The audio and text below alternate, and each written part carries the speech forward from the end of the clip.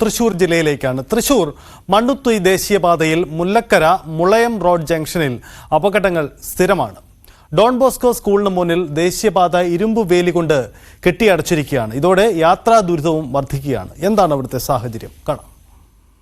ഞാനിപ്പോൾ നിൽക്കുന്നത് ഇടപ്പള്ളി മണ്ണുത്തി ബൈപ്പാസിലെ മുല്ലക്കര ജംഗ്ഷനിലാണ്.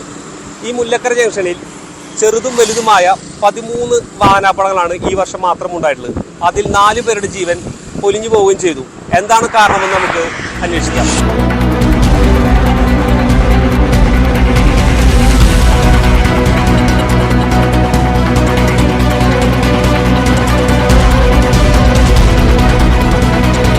നമുക്കിവിടുത്തെ പ്രദേശവാസികളോട് ചോദിച്ചു നോക്കാം. ചേട്ടാ, ഇവിടെ ഇങ്ങനെ സ്ഥിരമായിട്ട് അപകടങ്ങൾ ഉണ്ടാവുന്ന സ്ഥലമാണത്? ഇത് ചെറുതായിട്ട് അപകടം ഉണ്ടാവുന്നതല്ല. ഇവിടെ സ്കൂള്, ഇവിടുത്തെ ജനങ്ങൾ അങ്ങോട്ട് റോഡ് ക്രോസ് ചെയ്യുമ്പോൾ വണ്ടികളുടെ സ്പീഡ്, ഇത് ഹൈവേ പണിയുന്നതിന് മുപ്പാടും അപകടമുള്ള സ്ഥലമാണ്.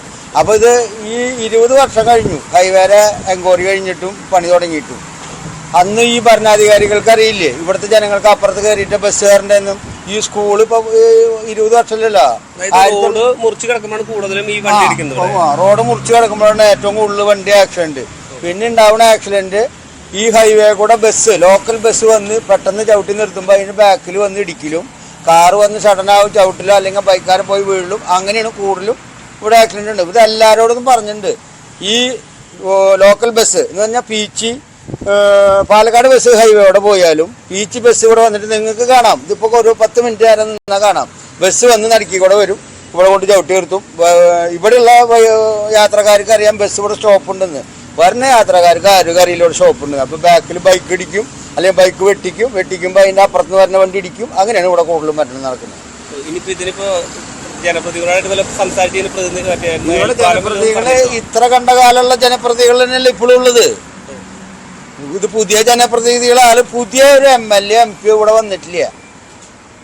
എന്ന് ഇവർ തന്നെയാണ് ഭരിച്ചായിരുന്നത്. മാറി മാറി ഭരണം വന്നവരും റോഡ് ക്രോസ് ചെയ്യാനുള്ള വഴി വേണമെന്നുള്ളത് ഇവർക്കറിയാം. മേൽപ്പാലം വേണമെന്നാണ് നിങ്ങളുടെ ആവശ്യം. മേൽപ്പാലം വേണം, അല്ലാണ്ട് ജനങ്ങൾക്ക് ഇവിടുന്ന് ക്രോസ് ചെയ്യാനായിട്ട് ഇപ്പോൾ ഒരു 10 മിനിറ്റ് ആയിരുന്നു നിന്നാൽ കാണാം ഒരാൾ ക്രോസ് ചെയ്യണത് കവച്ച് വെച്ച് കിടക്കണം. അത് അപ്പോൾ കവച്ച് വെച്ചിട്ട് ഈ കയറി കിടക്കണതിൽ എന്തെങ്കിലും തെറ്റ് പറ്റിയ പിള്ളേരായാലും കുട്ടികളായാലും തെറ്റ് പറ്റിയ മറിഞ്ഞു വീണ വണ്ടിയുടെ അടിയിലിരിക്കുക. ഇപ്പൊ ഈ വർഷം തന്നെ ഇവിടെ 2 ആളായി പോണു. അതിന് മുപ്പാട് ഇതേപോലെ ഡോൺ ബോസ്കോയിലത്തെ സ്റ്റാഫ്, എൻ്റെ വീടിൻ്റെ ബാക്കിലത്തെ വീട്ടിലത്തെ ചേട്ടൻ, പിന്നെ ഇന്നാളെ പീച്ചിയിലത്തെ ഒരു ചേച്ചി, ഇതൊക്കെ മരണം, ഇപ്പം നടന്നിട്ടുള്ള മരണങ്ങളൊക്കെ. അപ്പം എല്ലാ ജനപ്രതിനിധികളും വരും, അവർക്ക് ഭയങ്കര കാര്യങ്ങൾ പറയുന്നല്ലാണ്ട് ഇതൊരു കാര്യമായിട്ടുള്ളൊരു കാര്യം. ഇപ്പോൾ പഞ്ഞാങ്ങര മേൽപ്പാലം പണി കഴിഞ്ഞപ്പോൾ പറഞ്ഞു അടുത്ത് തന്നെ ഇവിടെ പണിയുന്നു. ഒരാൾ മരിച്ചാൽ ഇവിടെ വന്നിട്ട് എല്ലാവരും വന്നിട്ട് അളവെടുക്കലും പാലം പണിയാൻ നോക്കലും ഒക്കെ ഉണ്ടാവും. അവർ ആ മരിച്ച് 41 കഴിയുമ്പോൾ ആ പരിപാടി കഴിഞ്ഞാൽ എല്ലാം കഴിഞ്ഞു. ഇലക്ഷൻ്റെ ടൈം വരുമ്പോൾ ഇവരെല്ലാവരും പറയും നമുക്ക് എന്താ വേണ്ടി. അതുമില്ല, ഏത് പാർട്ടി ഭരിച്ചാലും ആര് വന്നാലും ഇത് പണന്ത് കിട്ടിയാൽ ഇവിടെയുള്ള ജനങ്ങൾക്ക് സുഗമമായി നടക്കാൻ പറ്റുള്ളൂ. ചേട്ടാ, ഇവിടെ ഇങ്ങനെ ഈ ഫുൾ ടൈം വണ്ടി ആക്സിഡന്റ് ഉണ്ടാവും പറയുന്നത്? വണ്ടി ആക്സിഡന്റ് ഇതിപ്പോ റോഡ് ഇങ്ങനെ ക്രോസ് ചെയ്യുമ്പോ ആക്സിഡന്റ് ഒരു 3 ആളാണ്ട് മരിച്ചിട്ടുണ്ട് ഇവിടെ. 4 പേര് മൊത്തം മരിച്ചിട്ടുണ്ട്.